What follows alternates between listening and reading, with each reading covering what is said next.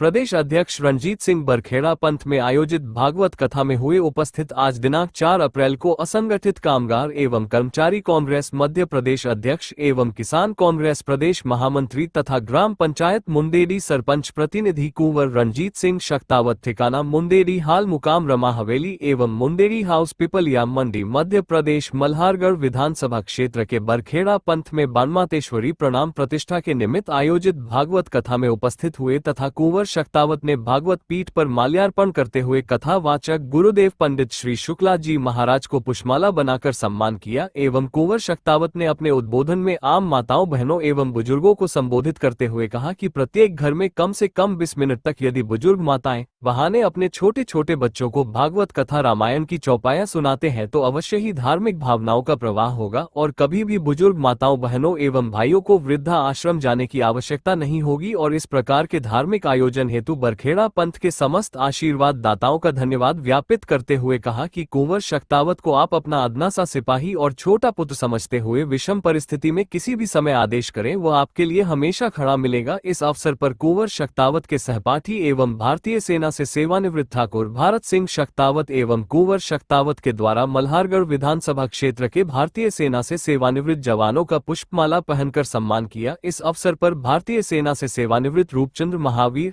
ऋषिराज गुर्जर, कमलेश देवड़ा, दिनेश पाटीदार, सावंत सिंह शक्तावत, ठाकुर जितेंद्र सिंह, महेंद्र सिंह जी फतेहगढ़, भगवान Singh, Govardhan Singh, Mohan Singh, Jaswant Singh, Govind Singh, Rajendra Singh, Raju Patidar, doctor Sethia, Jagdish carpenter, Kishan Lal, Dinesh रतनावत, Sukhram Patidar, Ambalal Gayri आदि अनेक धर्मप्रेमी लोग उपस्थित थे। मां सरस्वती के चरणों में वंदन करते हुए, मंच आसीन मेरे गुरुदेव के चरणों में वंदन करते हुए और पांडाल आसीन मेरी समस्त माताओं बहनों बुजुर्गों के चरणों में वंदन करते हुए मुझे 2 शब्द कहने की अनुमति दी गई है।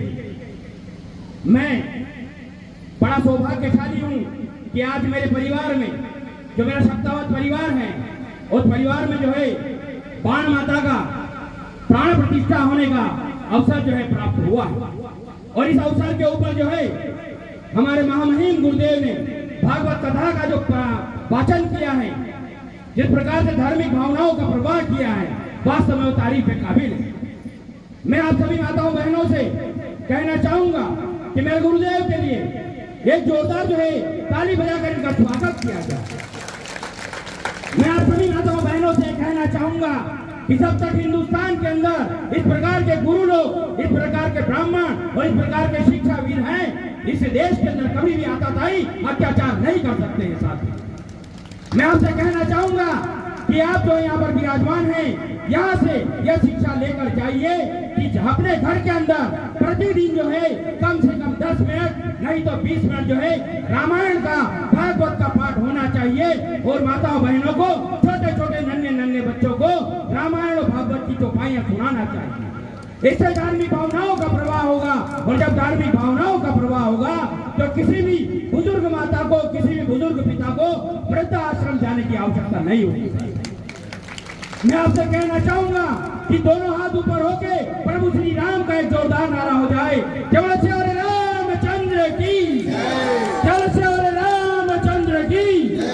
कहने को बहुत कुछ है। माताएं यहाँ पर जो है भागवत कथा का स्मरण करने पधारी हुई है। मेरे पिता तुल्य बुजुर्ग जो पकड़ी बांध कर बैठे हैं और वृद्ध हैं, वो भी इस भागवत कथा का आनंद लेने आए हैं। मेरे पास शब्द बहुत कुछ है, मेरे शब्दकोश में इतने शब्द हैं कि मैं आपको शाम तक जो है ऐसे गुरुओं की महिमा गाऊं तो भी कम पड़ता है।